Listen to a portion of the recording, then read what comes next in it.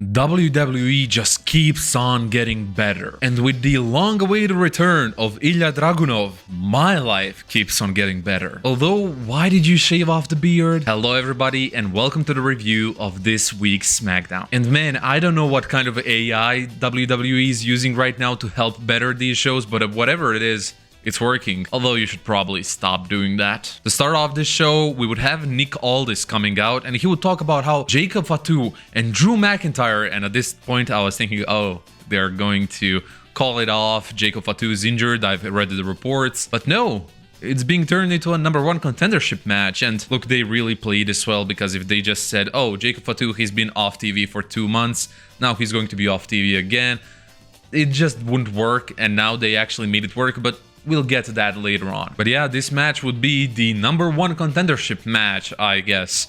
Again, we'll get to that later on. Cody Rhodes would then come out and he would talk his usual stuff about how great it is to be in San Jose and how he's wondering who is going to be his next challenger, his next opponent. Solo is then seen backstage and he sees Rey Fenix taking photos and he's like, man, I want to take some photos. I'm good looking. I'm Solo damn Sikoa.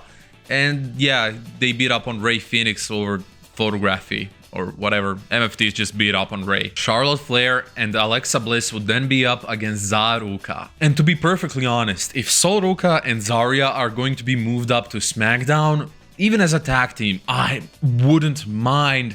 Not at all. Not at all, because they can do their single runs as a tag team. That's what they've been doing in NXT, and they've been doing it really, really well. And right now, especially the SmackDown's women's division is lacking some real mid-card heat. So these two coming up could really help Julia elevate that USA Women's Championship to the next level. And this match would be a really, really good one, really fun stuff. Their dynamic with Charlotte Flair and Alexa Bliss is completely next level. I absolutely love to see it. Sol Ruca would, however, get distracted by Blake Monroe, who is in the audience. And God, I pray that Blake Monroe is going to be seen on the main roster pretty soon, because this woman has it all, especially the looks, but also the in-ring, the personality, everything is there, and we all know it's there. I think she's just going to be in NXT for a little bit still, just because she needs to get used to WWE programming a little bit more. At least I think so. And going back to the match, that distraction would actually give Charlotte Flair a chance to get out of prison and a chance to tap Sol Ruca out, ending the match. Cody is then backstage with Jacob Fatu and he's all gas, no brakes, you know what I mean? Aleister Black and Zelina Vega would then have a vignette talking about how everything was by design, how everything was planned. And man, I love this aesthetic. Aleister Black in, well, black. Zelina Vega in black as well, with half her hair being black, half being white. And then you also have the beautiful imagery with the snakes, the white snakes. I know some people might find it gross.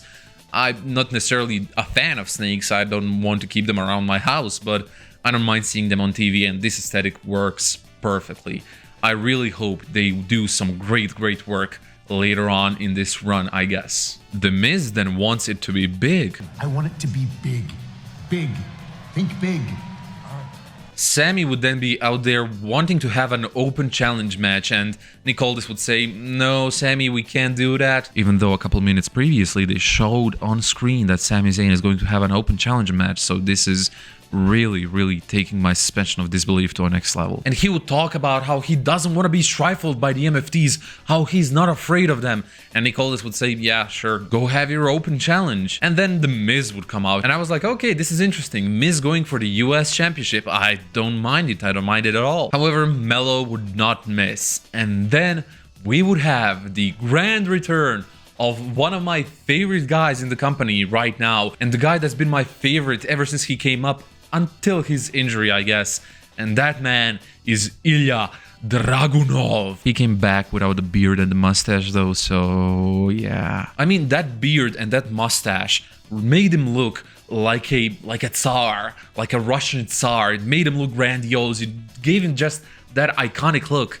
Now he looks like a soldier in the German army, and that's it. I'm really undecided when it comes to this new look, because I get it. I kind of get it. You want to look more serious, but you looked serious back then as well, and it was great. It really looked amazing, and it just gave you this kind of distinct look, this kind of distinct vibe. Now you just look more generic. I'm saying you as if Ilja Dragunov is going to watch this. But yeah, that doesn't take away from my enjoyment, which I really did enjoy this match. Ilja Dragunov is so damn good in the ring, and he's so damn good at taking hits. I mean, of course, that's his whole character. He loves pain and all that. He would always fight through the pain. But man, the way he takes hits, the way he took that Sami Zayn counter as he was going for the H-bomb, like he literally took a boot to the face. You could see his skull shaping to his foot. It's so damn gruesome, and it looks so real. And that's because it kind of actually is. Like, you can't fake that. You can't fake that at all. But yeah, Ilja Dragunov is back, and I'm so damn happy. And then Solo Sikoa came out, and I was thinking, okay, this is a really fun way for Ilja to come back, because, I mean, it's the same thing with Shinsuke last week, where he came back after a long time out, and then they got interrupted by the MFTs.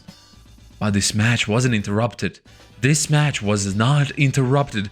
Ilja Dragunov is our new US champion. I'm so damn excited. I'm so damn happy. I love it. I love it so much. And it isn't even as if Ilja Dragunov won just because of the distraction, because Sami continued his offense even after the distraction. It wasn't like Ilja just rolled him up. No, Sami continued his offense. He was laying stuff in.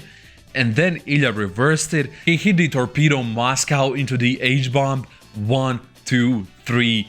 We have our new champion. I was so damn happy because it's such a fun way to bring Ilja back, and he really deserves it. The MFTs would then, of course, come into the ring. They would lay waste on both Sami Zayn and Ilja Dragunov before being cut off by the Wyatt Sicks. Then the Wyatt Sicks also confront them, and the crowd chants, "Holy shit." I'm really excited for this faction versus faction feud because it will give us great TV every single week, I think. And yeah, I'm really excited. Also, where is Bo Dallas? I mean, I know he was in a vignette, but he wasn't there in person, and neither was he last week, so where is he? Also, in the name of the entire internet wrestling community, the IWC, I would like to thank Sami Zayn for the great run he's had.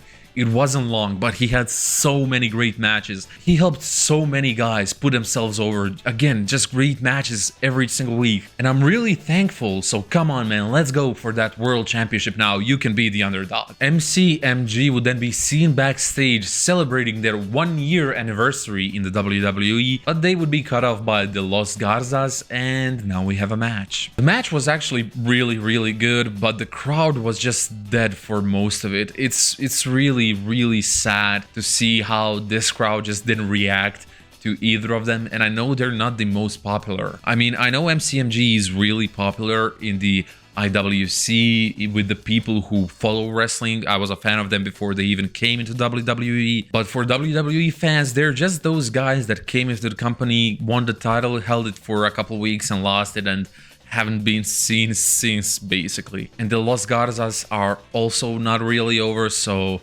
yeah, it was a really sad, at least in the beginning, sight to behold. However, it was a classic, great SmackDown tag team match where they had crazy spots, crazy everything, really fun stuff, really fun match. And then also the crowd got involved where they saw like, damn, these guys are putting on a show. So yeah, really great stuff in the ring. The crowd could do better, but hey, what can you do? MCMG would connect the skull and bones for the victory. Maxim are then backstage talking about titles, and DIY are back confronting them, and they are still as entertaining as ever. Then we would get the Jacob Fatu versus Drew McIntyre #1 contenders match, or at least we should have gotten it. Turns out all of those reports were true. Jacob Fatu really is injured, and all gas, no brakes would then be seen backstage being beat up viciously by someone or something. He would really be laid waste to. I mean, just look at this. I don't even know how to explain this. And Drew would then come out. He would think that he is now the #1 contender. There's nothing that could happen. And the referee would be like, maybe, probably not. And Nicolas would say, why did you do that to Jacob Fatu? Drew McIntyre would say, I wasn't the one who did that. And Nick Aldis would then be like, what did you say? And then Cody Rhodes would come out, and Cody Rhodes would go in with a full-ass suit and have a match against Drew McIntyre in his dress shoes. In his dress shoes, he would have a match against Drew McIntyre that lasted for, I think, like 7 or 8 minutes. It was really, really interesting, really fun to see. It was just chaos. And this new Cody Rhodes, he just has that kind of edge about him. I don't know, it just feels really different, really interesting. And it happened after his match against John Cena, like the evolution slowly started, and now he's finally there. He's finally there where this character makes sense. It's no longer just a white meat babyface. He's now like a champion, a babyface, but with some edge to him. And he would also win the title to, I mean, get himself disqualified. He would actually lose the match. He would hit Drew McIntyre with the title that's been talked about so much in his feud against John Cena. And I can't wait to see this myth of the title grow over the years with Cody and everything that John Cena said back to him. Maybe even once he turns heel, everything like that. That's gonna be so awesome. I really love this. Also, I don't believe that Cody's going to be turning heel off of this. Maybe sometime later down the road, but not right now. Definitely not right now. And I know there's going to be a lot of people talking about how this is the Cody Rhodes heel turn. It's not. It's really not. It's just the next evolution of his character. It's just him with some more edge to him. So yeah, really, really exciting stuff. Let me know what you thought about this SmackDown down below. Please make sure to leave a like, comment, subscribe, and yeah, thank you.